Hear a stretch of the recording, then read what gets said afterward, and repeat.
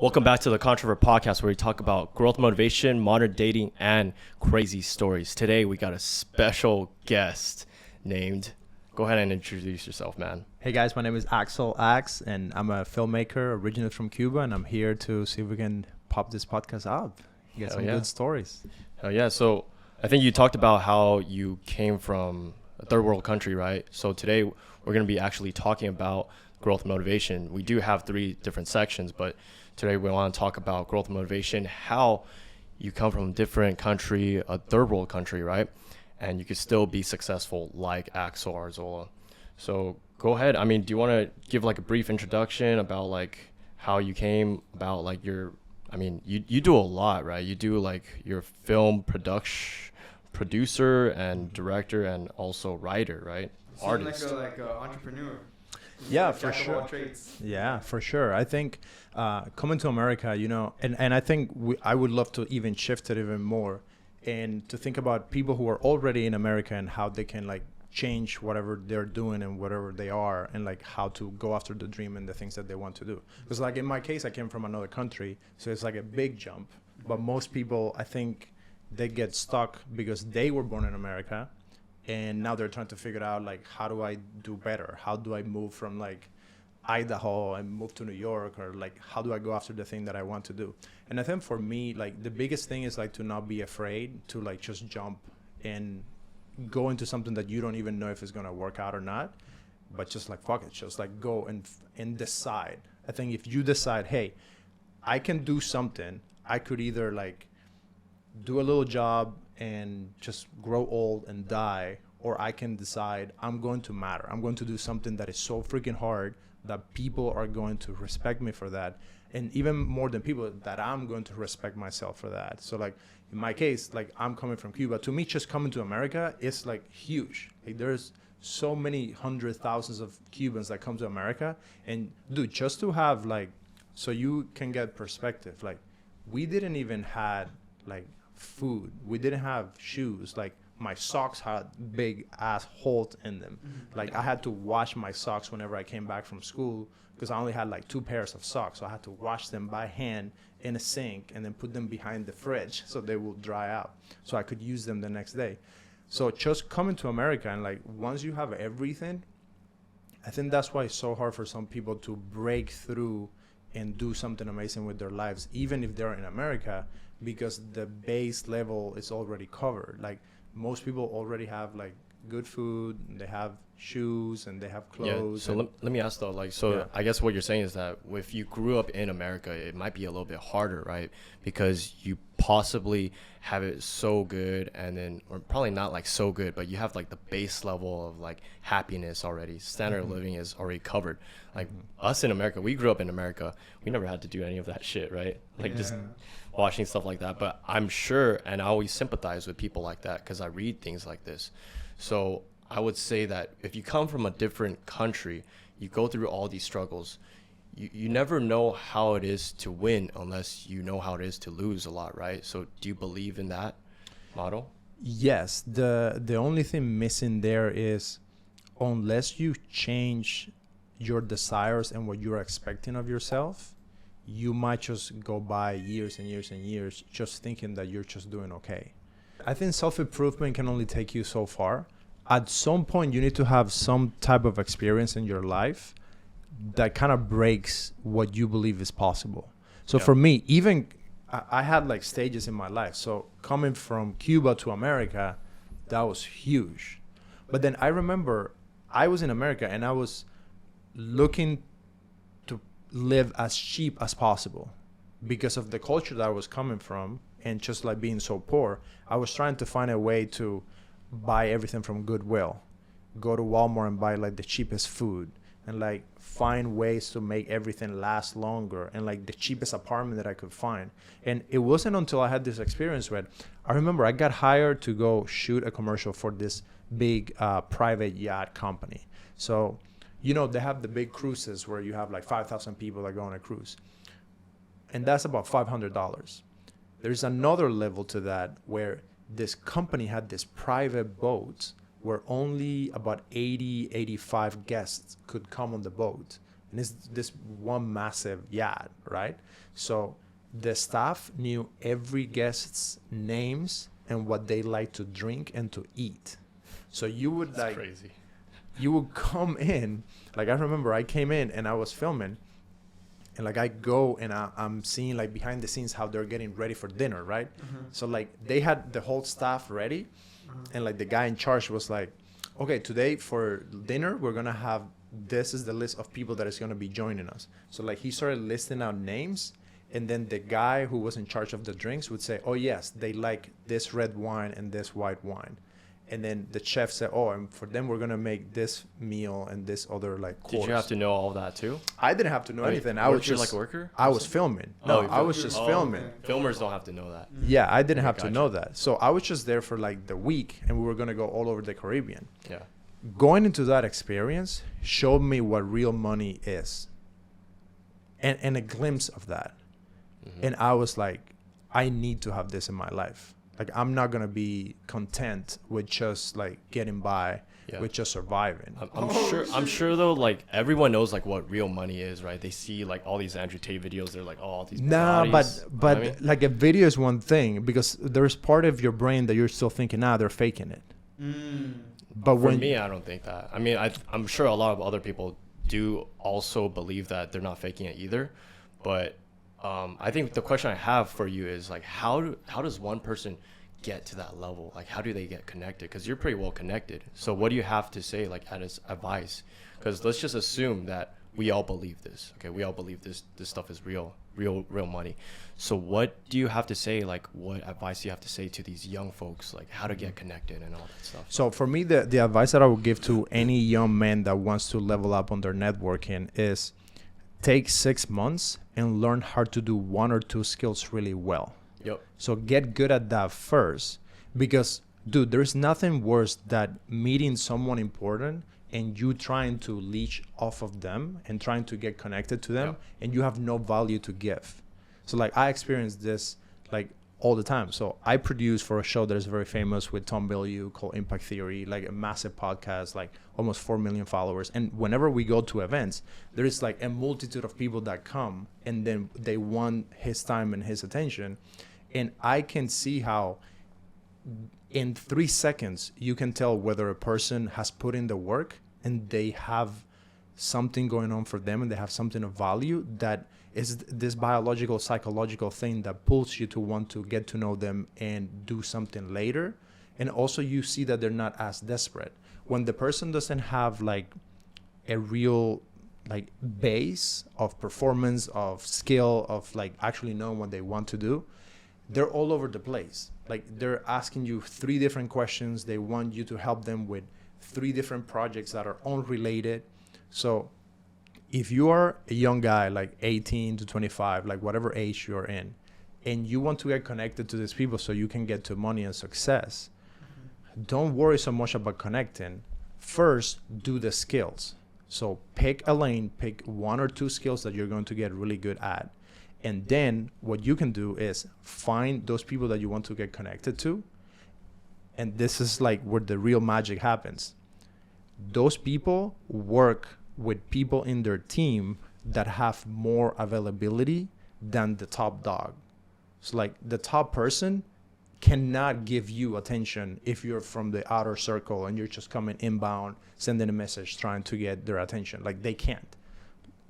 They don't perform at the level that they perform if they're checking every like Instagram message or like call, email. They can't. So instead of working so hard to get to the top person, don't be stupid. Go and network with the person that is 2 levels below, because that person is way closer to where you are, and that person is also more willing ahead, to work, more willing to talk to you and understands where you're coming from. And also that person is 2 steps ahead of you. Let me ask you this. Is that why you wanted to connect with us? Because we were like only 500 subs. You're like, right. No, with you guys, I saw the video with Logan. So I like Logan. So I was like, oh, if Logan did that podcast, I'm going to go check it out. I want to ask though, like what wants you to give us like a chance? Like, for example, like these low-level content creators, you know what I mean? Like the thing is that you cannot think of things as low-level content creators. Like that's something that I think, because I remember you mentioned something like that on Logan's. you mentioned something like that on Logan's interview. Yeah. And now you're bringing it up here again. Yep. So I think there's some kind of insecurity in you that because you don't have the follower count, you feel like you're less. And you have to stop that. Like from now on, you cannot, like next time you think of that, think of me saying, Panda, stop it. No, okay, it's not like that. It's more like, because people base it, it's not like an insecurity. It's more like, it's the facts, right? Because people base it off follower count. But think about it. Right? I'm sitting here with you doing the interview. Yeah. And you just almost like cut off a point that I was making to ask me why did I want to connect with you. Yeah, I know. Even though you had smaller followers. So that tells me that you feel, even like your body language right now, like you're uncomfortable right now. And I love this. Like I love this.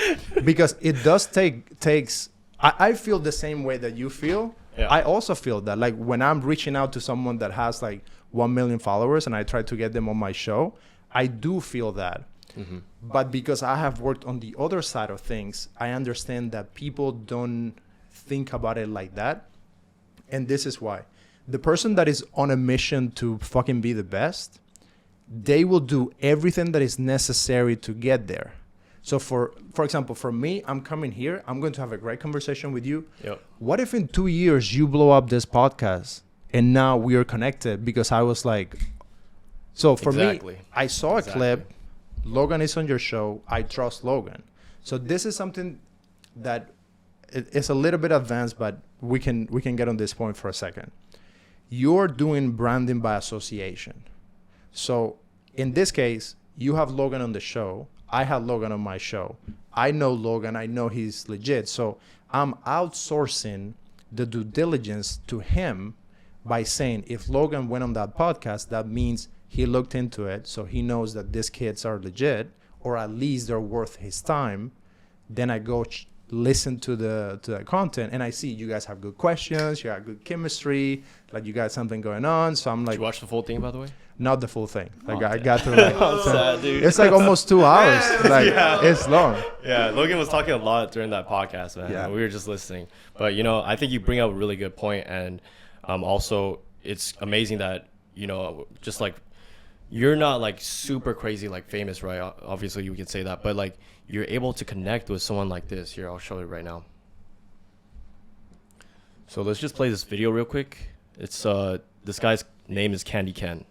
Life is a computer game and I want to like pick the most fun character, and I feel like Candy Ken would be like the character I would choose. I think most people just overthink everything, especially their content. Everything has to be a specific way and they like slow themselves down. I rather try my whole life with Candy Ken than just do some random thing that I don't really love. So we can see here, we got Axel right here, Candy Ken right there. Just for proof, everyone who's 1.3 million followers. And so, you're not like crazy top dog stuff like as a content creator, but you're still able to connect with these people, which is like, I think that's incredible, because usually when I see people collabing, they only collab with like certain level, equal or like more than them, right? But you're able to connect with someone like just at a totally different level. So you want to know how that happened? Yeah. So I met Candy Ken back when he had like no followers. So I was friends with another creator, Devon, and Devon and I met when he had like 20,000 followers back in Tennessee when I was going to film school. So 2 years after that, Devon and I link up. I was trying to help Devon and we were trying to develop a TV show together. So at this point he had like 1 million followers. So I'm like, oh, let's go out to dinner. Let me introduce you to this other actor. He's like, oh, come pick me up. I'm at Hollywood Boulevard. I go, and then Devon was shooting videos with Candy Ken and his wife, Baby J. They had no followers. But when I met Candy, he was doing, like in that period of time, I was only around them for like 15, 20 minutes. And they did probably 10 or 12 TikToks in that time. Like, I'm not kidding you. Like, they would shoot TikToks. Like, in a minute, he would think of an idea, and then they would go and shoot it. And they had, like, their whole list, and they were shooting content like crazy. So I saw that, and I saw the energy, and I'm like, this guy is something. Like, this guy has it. Like, this guy is going to go far because he's crazy enough, but at the same time, he's not precious with the content, and he has that drive. So I just connected with him. We like exchanged numbers or something.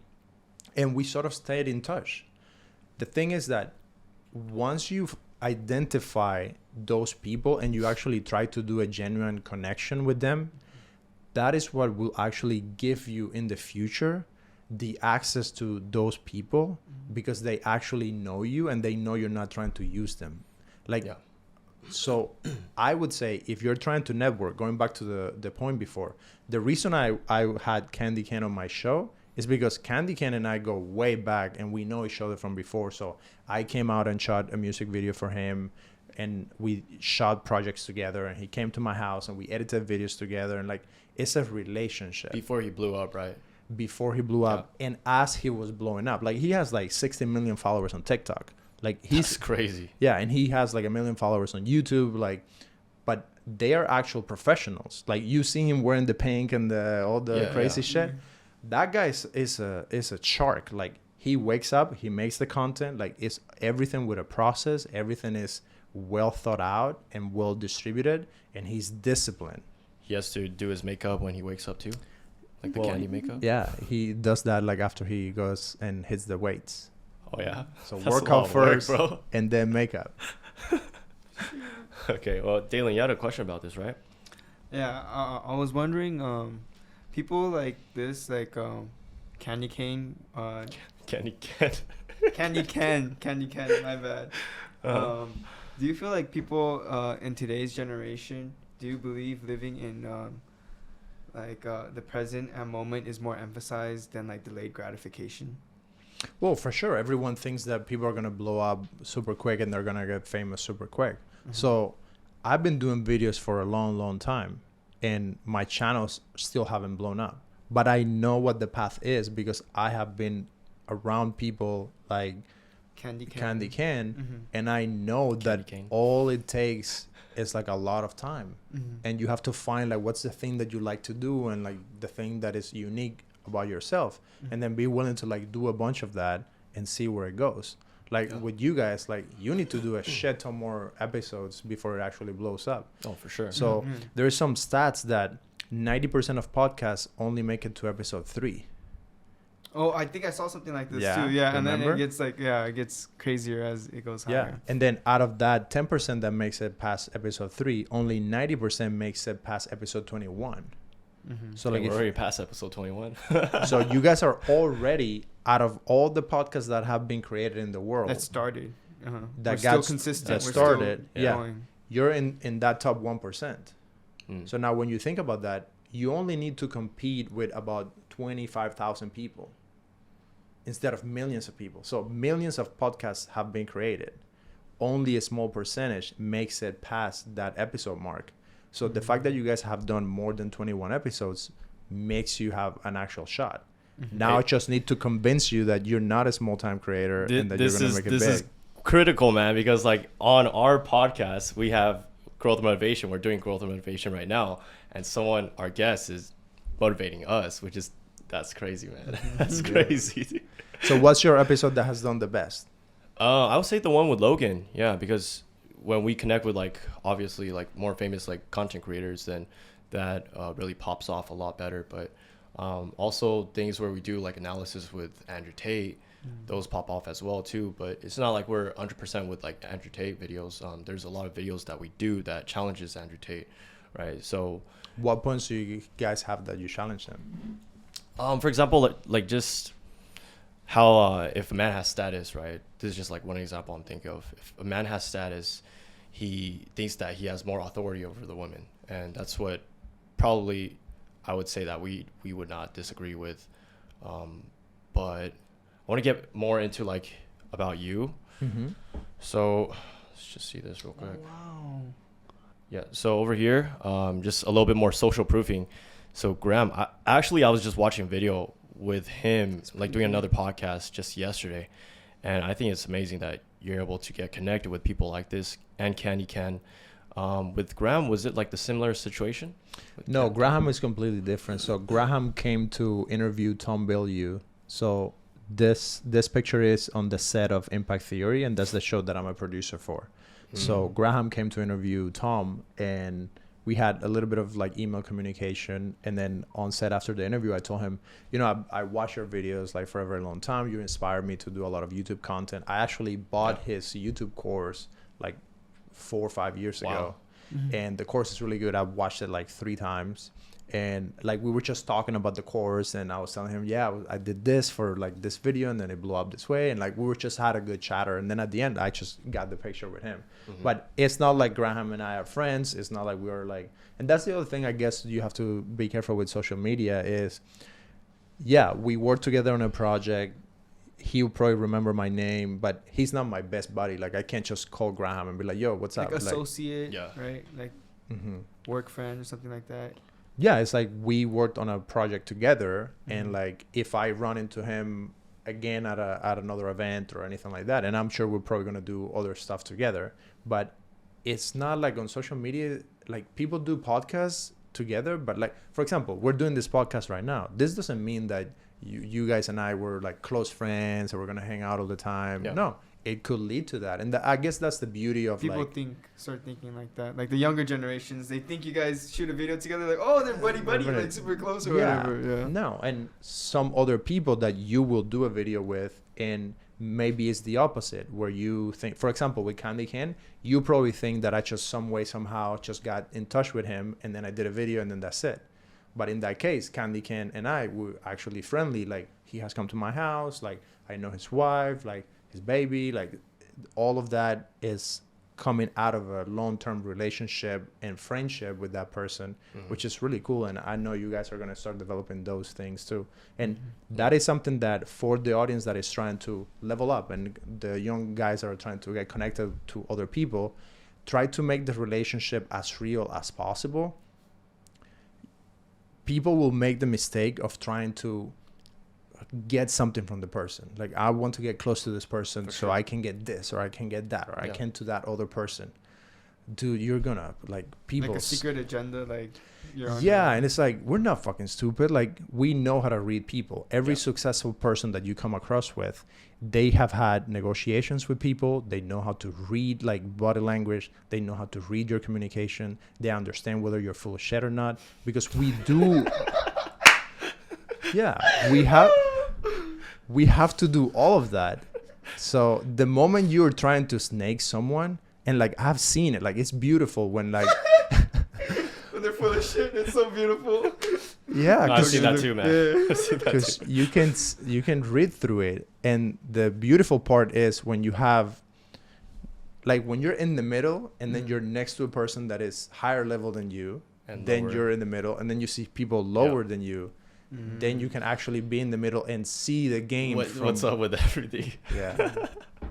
So what do you think about us? Do you think we're trying to snake you? I don't think you're trying to snake me. I mean, I'm the one who reached out for you guys to have the podcast. I think in your case, you guys were probably really happy. Oh, this guy seems legit. Like he can be on the podcast. He's not super famous yet, but I can see that he has quality, that he's going to go far. You looked me up. You saw that I already work with real people. And like all I want to do is like actually have a conversation and talk like real stuff so we can actually help people. Because this is the thing. If I do a clip here that is fire, my brother's going to do a good edit, then it's going to come out. If I'm saying something that is actually legit and it's actually helping a kid like close a business deal, connect with someone that they want to connect with. It was on this podcast. Yeah. And then it's going to come back to help me, because now I have guys that reach out to me all the time, and they want to work in media. They want to be editors. They want to be producers. They want to start their own podcast. And because they watched a piece of content that I made that helped them, now they want to help me. And that is amazing. Like the leverage that you get out of that. So if people are in it just to be famous and to like, oh, look at me and this and that, you won't go far. But if I'm having the interview, I'm being so selfish that I want to drop really good advice. So whatever kid watches that clip, they're like, this guy is fire. This guy is actually helping me. And that's why I interrupted you and I said, oh, but don't think that way. You're not just a small time creator. You have potential. You have this, you have that. You have to change how you think. You have to change how you talk about yourself. And for the young guys that don't feel that they're at that level yet, you're not. You have to get good at something and then come to someone and try to actually help them and give them value. That is the fastest way that you can level up and get to your own success. Do you think that self-awareness is key though? So if a guy, he's like super confident, he's like, oh, I'm only like 50 subs and I'm doing all right, wouldn't that kind of be a little bit toxic because he thinks that he doesn't need to improve at all? You know what I mean? So a little bit self-awareness, like understanding how much followers, how many subs you have, and then needing to improve, and, you know, really appreciating when people like you come on board. It's like a really happy thing, you know? So from my point of view, it's not like, for example, like changing the mindset. It's more about like, yeah, I understand this, but yeah, I'll make fire content. We'll make fire content. So we'll continue to keep improving. And it's not like a sense of lack of confidence, right? Do you feel, I guess, like self-awareness goes a long way as well? Yeah, 100%. If you know where you're lacking, that would help you. So that way you can actually listen when a person that is ahead of you is actually giving you advice. Because there is nothing worse than you trying to give advice to someone that is earlier on in the path as you and doesn't have the reps and the knowledge that you have. And you give them the wrong advice or something. No, like I'm giving them good advice, and then they are so cocky that they keep fighting me on the advice. Have you came across people like that? Oh yeah, it happens all the time. Like I would tell people, like either with a film project around budgeting or scheduling or releasing a film, going through the festival circuit, or with podcasts. Like right now, I produce a podcast that has almost 4 million followers. Like that's what I do full time. I know what I'm talking about. But then I will speak to someone about their podcast. I will give them an entire content strategy and how to get about it. And then they fight me on it. You think pride gets in the way, or like their ego? Or It's what Panda was saying of the awareness. It's like they're not self-aware enough to understand that even though they have passion and big ideas, they just don't have the skills. And skills will trump your passion every time. It doesn't matter how passionate I am. Yeah. Like I'm passionate about all the stuff that I'm doing, and still until I put the pieces together, the episode that I had with Justin blew up because it was a strategic move with a person that at that time was blowing up, and the episode was crafted in a way that could actually like pop. Now, if I'm like not taking into account all the things that I'm learning from the other projects that I'm working on, and I just do a random episode, like if you do the same interview with that same person, it won't gain the same results because you're not thinking through the strategy and the storytelling that I had in that episode. Yeah. And you see it, like there are other episodes that came out before my episode that didn't do as well. And then my episode, because of the structure and the way it started, the way the sequence happened, like there's a technique that goes through with all of the social media and all of that. So part of it, you do have to do a lot of reps. You do have to put out a lot of content. But then you have to analyze that. And then whenever you're doing content with a creator that has more followers, that actually has the... Be like open-minded kind of. Like kind of, you know, take their advice like a grain of salt, you know, kind of see what they have to offer, you know. Don't be like too like in yourself type of thing, I feel like. Yeah. Especially for the younger generation, right? Talking to the mic, Dylan? Yeah. Especially for the younger generation, I feel like you're aiming towards to kind of teach them a little bit, because I feel like nowadays, like I said before, like our recent generation, a lot of kids nowadays are just kind of in it for instant gratification. They kind of don't know like, the long term, how it's going to pay off. People kind of just look at like Instagram and like instant gratification and kind of expect things to happen like quickly and stuff. Cool. Let's get back to Axel, I don't know if you know like the format of like how we run like podcasts with like... No, I love this. Having the screen helps a lot. And then people can actually see the screen too as we go. Yep. That's awesome. Yeah. So, we have a lot of tabs here. So basically, like, I guess like I'll explain like how the podcast works, but we do kind of like video analysis of what our guests would talk about, especially if they're like a huge content creator. So we have all these tabs open for Axel. I really like this one because it's like talking about being a filmmaker, an artist, businessman, and a creator. It's like one of the hardest things to balance. Who's this guy that you're in the picture with? So this is Isaac. He's a really talented photographer and director.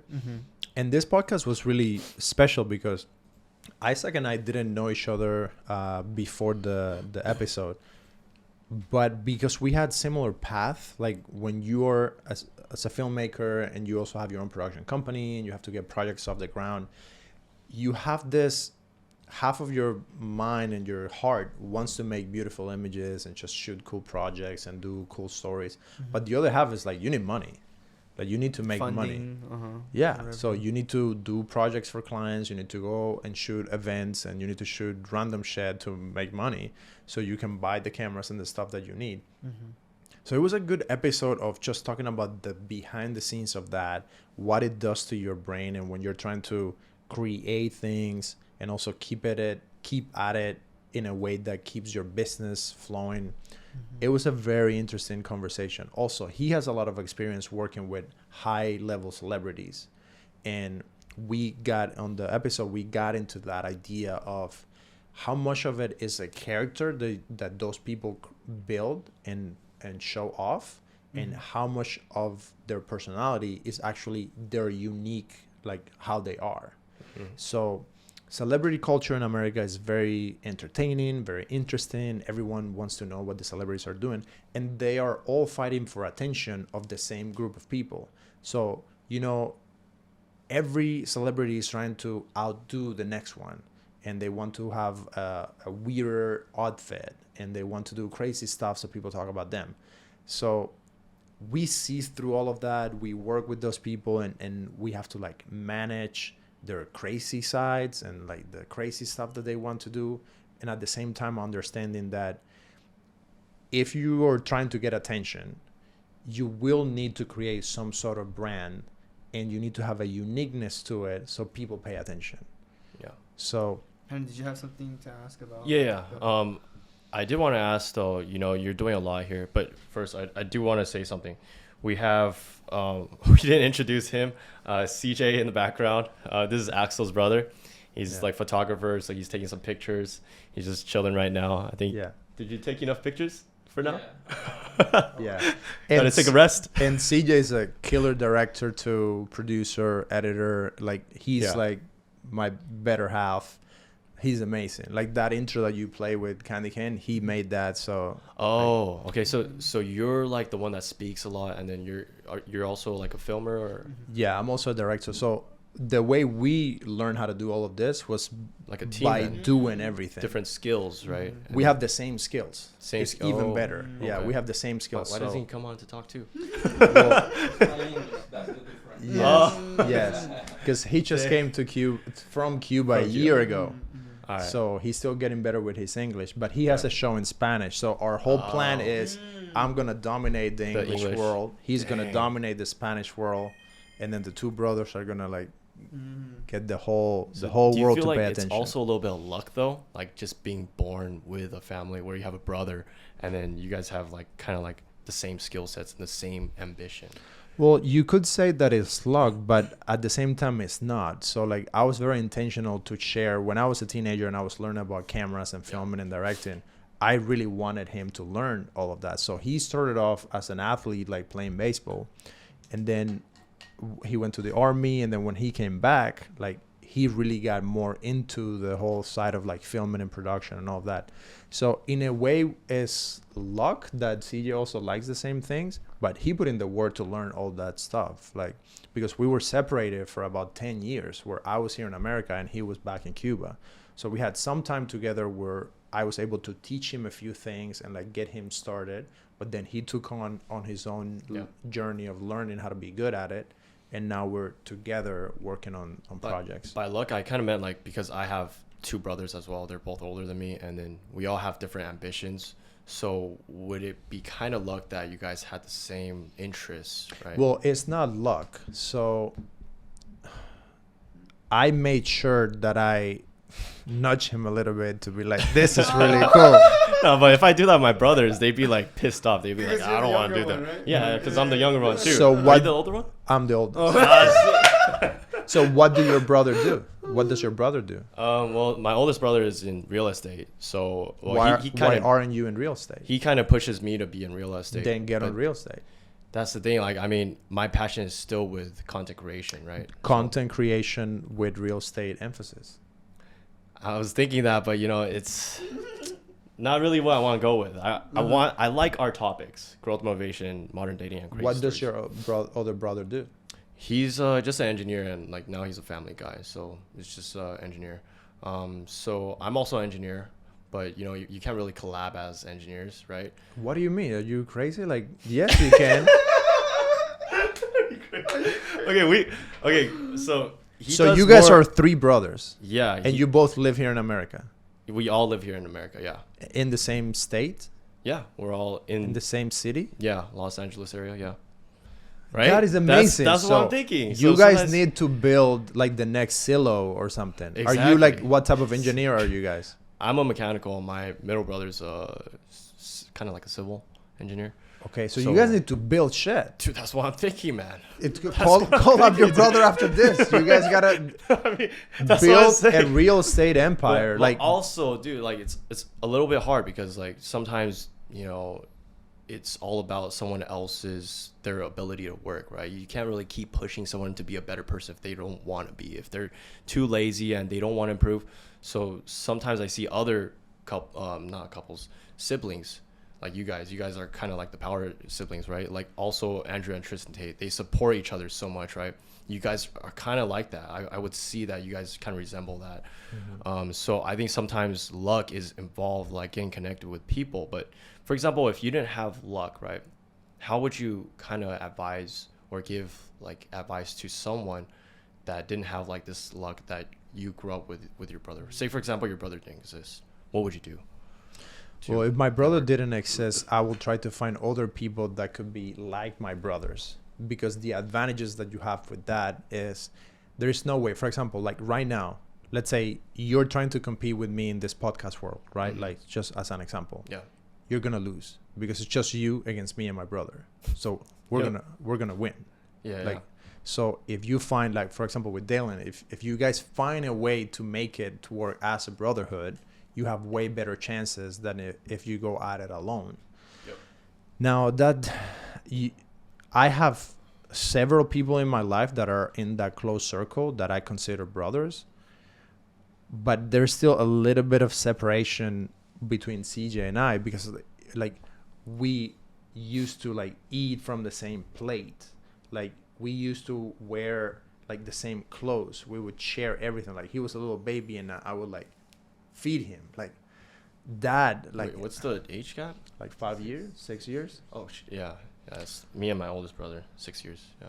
So that, I don't think as close as you are, like the other friends that I have that are really close and I'll do anything for them, we have been friends, some of them for like 10 years, 15 years, 5 years, and we're really close, but there's nothing like that brother bond. Yeah. Now, how would you go about doing that though? Like finding someone that would...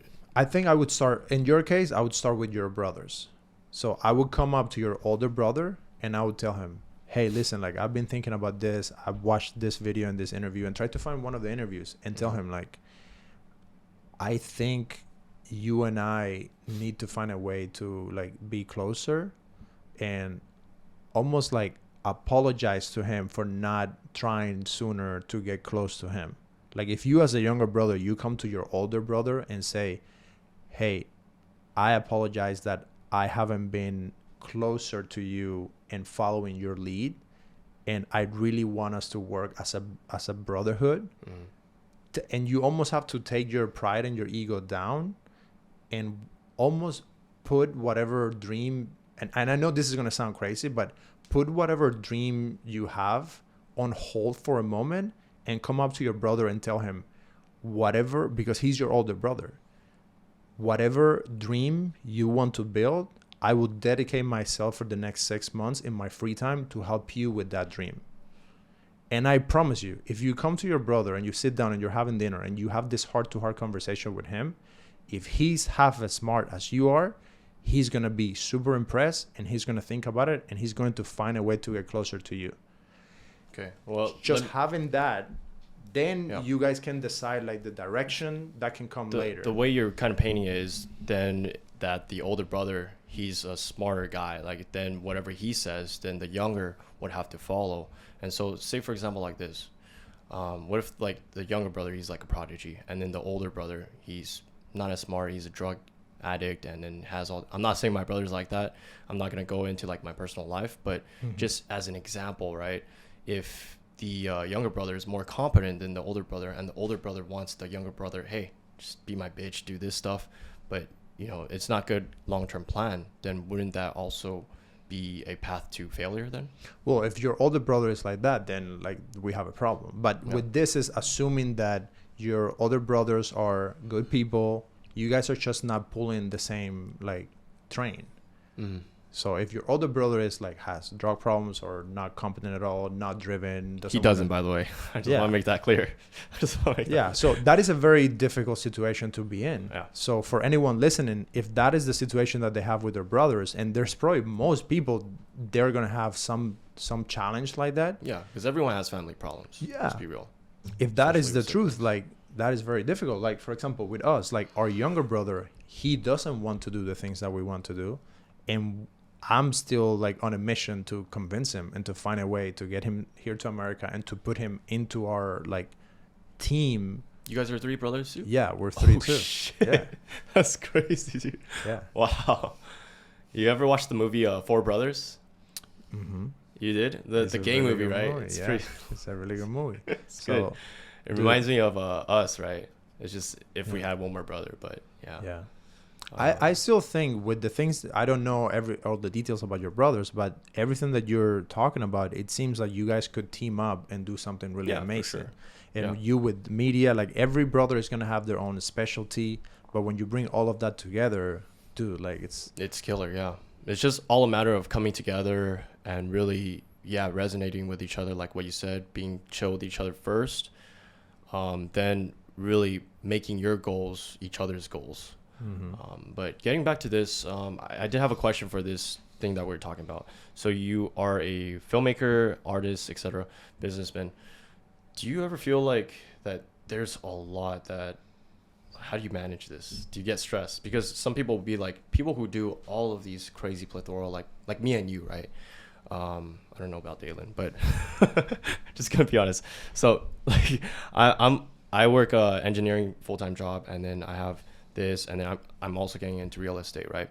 So it's kind of like a similar thing with you. So would you say that you're more happy that you have all of these things that you have to just build up? Because other people on the outside, they'd be like, oh, this guy's probably not happy. And so would you say you're happy? Would you say you're fulfilled? Like what makes you more inspired to want to keep going down this path of being able to manage filmmaking, artist, businessman, and a creator? Yeah, for me, like when I'm doing this kind of stuff, I'm the happiest. Like if I wasn't doing as much, I would find a way to just fill it up with more things to do. Yeah. My struggle is not that. My struggle is, I guess, what you were touching on before, like getting stressed, getting overwhelmed, because it is a lot. And because I'm very talented at multiple things, I want to do multiple things, and I get excited about new ideas. So that's where I have my brother that pulls me down, and he's like, wait.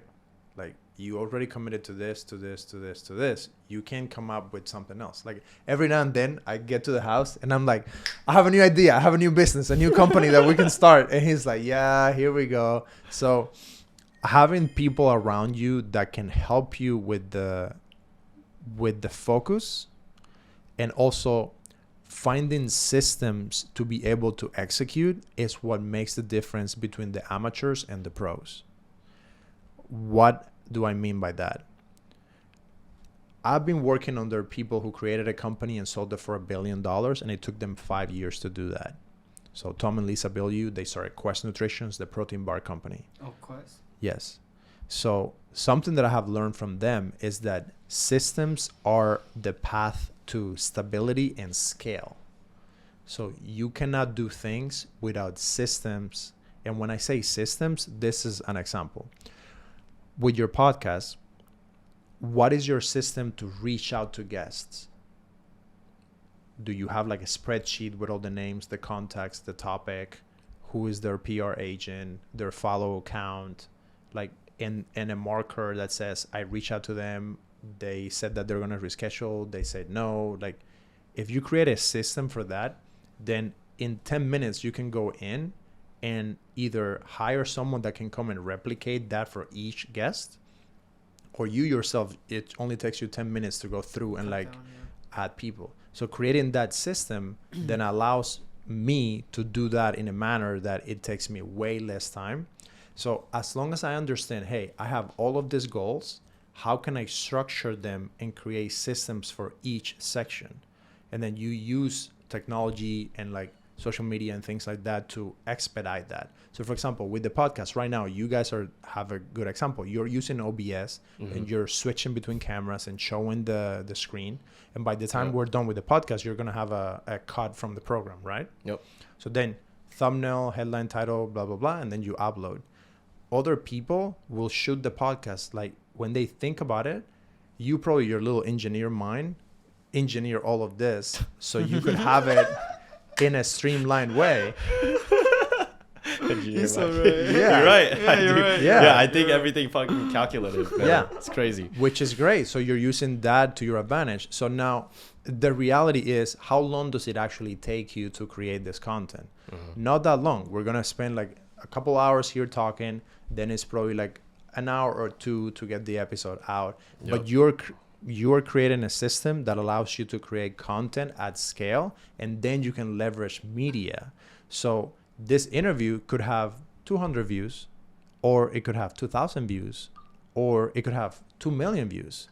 So you're creating something that is so valuable, and it is hard. It is difficult. That's why you have to go to the source of the people who know how to do it and try to jump ahead. So if you can learn from someone that has created a system, you can save yourself 3 years of all the pain and struggle. That's why I bought the course from Graham Stephan, and then like in a week, I absorbed all the information of what he learned over 3 years making his YouTube channel. So then with that information, I can try to apply that same system to the things that I'm doing. But yeah, it is difficult. Managing your calendar and your time, that is key.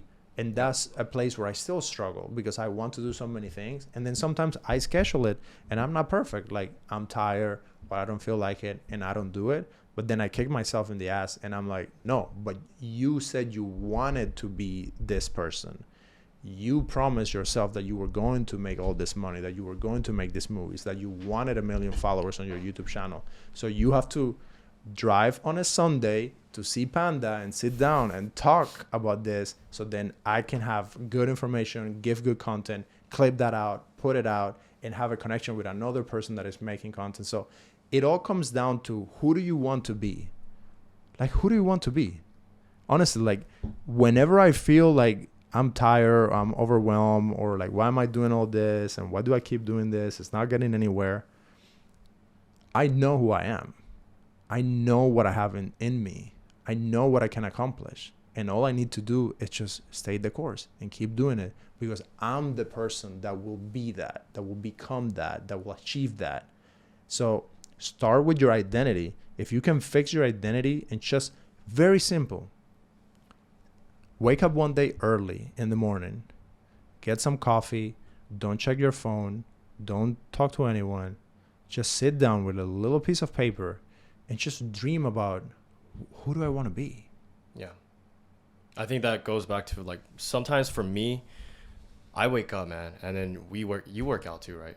Sometimes I'm sore as hell, man. I'm like tired as hell. I'm like just resting in my bed. And it's like, dude, I just want to like lay on my bed for a long time. And sometimes I even go like, maybe I should play some video games to hype myself up. Then I end up playing some video games. In the morning? Yeah, in the morning. He's like, in the morning? In the morning. And I'm like, look at this reaction. Look, like, serious, like I'm a huge gamer. Like when I was young, from when I was young till now, not even now, like I quit like just a couple of months back, but like it was like I would be making excuses. I'd be like, I need to game to wake up. And then so that's why I bring this up, because it's like I would have these realizations, these contemplations, revelations where I'm like, man, is this like the kind of person I want to be? A lazy motherfucker just sitting in his bed, like laying down every day just because the day before I worked out and I'm sore as fuck? Fuck that. Chug some water. I'm like, oh shit, I got some energy. Let's go. And then I just get some mad stuff done. Yeah, it's all mental, man. Something that helps me with that is I have a little mantra. And I don't believe in no like meditation shit or like manifestation crap. Like I don't believe in any of that. I just have a simple mantra, and that's why I made the show. And it's just like high level. So those two words. Whenever I feel like that in the morning, I just tell myself, you are a high level person, like high level. Like I just think of that. Now it like I have built it into my own mind, and we all have weird days that we don't feel like doing whatever it is that we have to do. Bringing it back to your identity and who you want to be with a little silly phrase.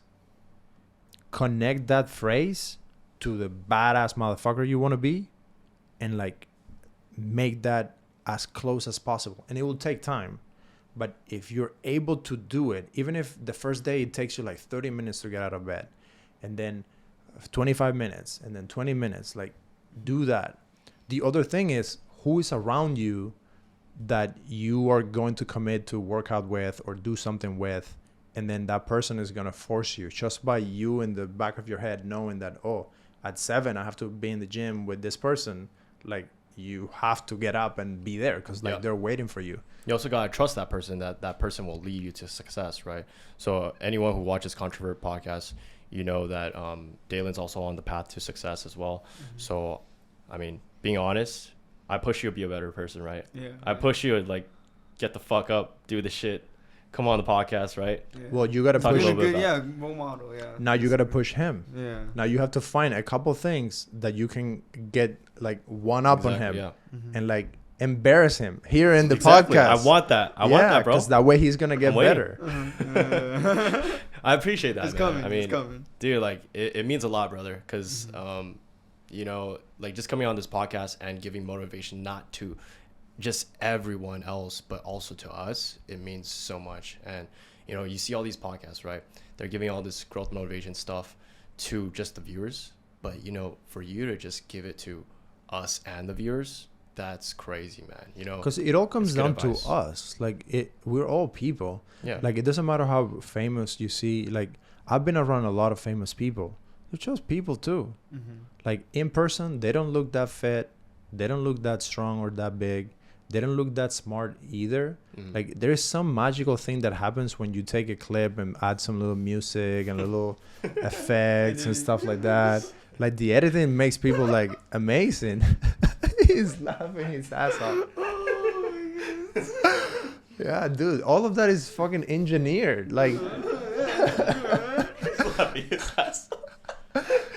yeah, like people are just normal people. Now, I have been around some people that work like insane, that really have it, and then I'm like, fuck, like I'm so far away from that. Yeah. But then I also see myself like 2 years ago and who I am now, and like the ways that you're able to make your mind focus on something. And like I used to be obsessed with video games. Like I love video games, but I don't play them anymore. Like I'll play them every now and then with my son, like very randomly, probably like once every 2-3 weeks. Like, and we play for an hour. Like we barely play anymore. And I love video games. So find ways to like put that in a time of your day where use it as a reward. Like this is something that Jordan Peterson talks about, where he says make a deal with yourself and stick to it.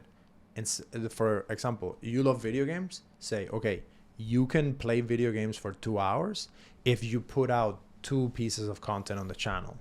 That's the problem with like video games though. Like for me, I play 1-2 games. Dude, I'll fall in that addiction, bro. I'll not stop. Then like I get an addiction for like 2 weeks. And I'm like, I gotta stop this shit. I'm sure every gamer out there knows what I'm talking about. You play a little bit. Like I don't know if you guys play League of Legends, but yeah. League of Legends, I play like you lose some games and you're just like, all right, I gotta play more until I fucking win. Or even PUBG or Fortnite, you're like, I have to win Victory Royale, and you're like, shit, and you get sucked. Yeah. And then you get addicted for like 2 months, whatever, 2 weeks. For me, I catch it quick. I catch it like you have to be very cognizant and self-aware. Like I'm doing something wrong. I'm being a lazy motherfucker. And when you realize you're being a lazy motherfucker, that's really important, because self-awareness, like what we just talked about, it goes a long way. Once you're self-aware of your problems, then you will know that you gotta get the fuck out. You gotta get the fuck up and do some work. So that's why I think it all starts with self-awareness. I mean, if you're not self-aware, you think you're the shit. You think like these Tate followers, I'm not saying like Tate is bad or anything, but these Tate followers, there are some guys who take it up the ass and they're like, no, I'm a high value man. But what are they doing? Playing Fortnite every day. And it's crazy. They're deluded in their mind that just because they follow Andrew Tate, they're high value. But they're just doing all this stuff that doesn't it's get called them high value. motivation porn. Yeah. It's crazy how like nowadays like Yeah, it's a thing. it is. Yeah. No, they get hyped up and then they don't even act on it. They're like, oh, I feel motivated. Let me go play some games. Or Yeah, something, right? it's motivation porn. Like it's an actual It thing. is, yeah. It's just like porn. Like when you're watching porn and you like if you're watching porn and just masturbating, in that little moment you feel like the shit. You're like, oh, this is awesome. Like she's so hot and in that moment you feel great. That's true. But then you're not really having sex with anyone. Oh. So if you're motivating yourself, but then you're not really doing anything. But I think, what's the fastest way to fix that? Just surround yourself with people who are like top. Yeah. When you do that, then there's no room because the reality hits. And then you see the person doing better than you, growing, getting ahead, closing deals, making money, like having the girls and actually having sex with the women that they want to be with.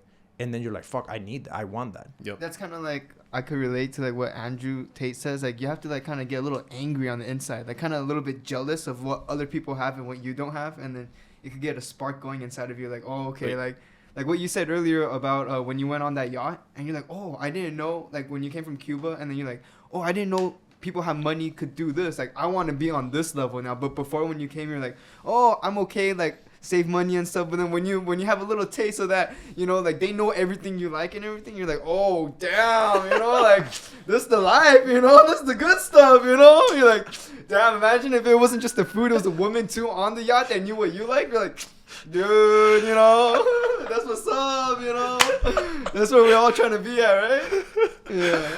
I love this guy. That's the energy we need, brother. Yeah, but that's 100% for sure. I want to build on that though. We gotta be careful of that because viewers who see that and then they get mad and jealous of those people who get on yachts. There's some that want to improve, but then there's what also he's some saying that is stay like that. He's saying get mad at yourself because you don't have that. That's what you meant, right? Yeah. Oh, gotcha. Get mad at yourself. Or like just like kind of angry in general. You have to get like a little angry. Just be like, oh, it's like unfair, like because the world is unfair, like, it you is. have to, yeah. You know what's the best for that? When another guy comes and takes your girl. Dude, some people need that. Some people really do need that, bro. When someone just comes up and takes your bitch.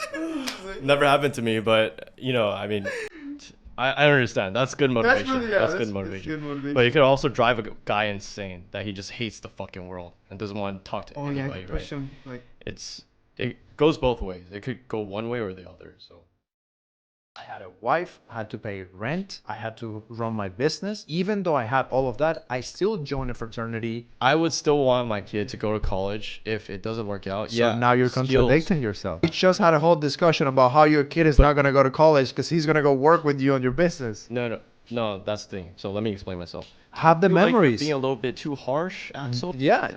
Do you want to win and be a badass, or do you want to just live your life and have the experience?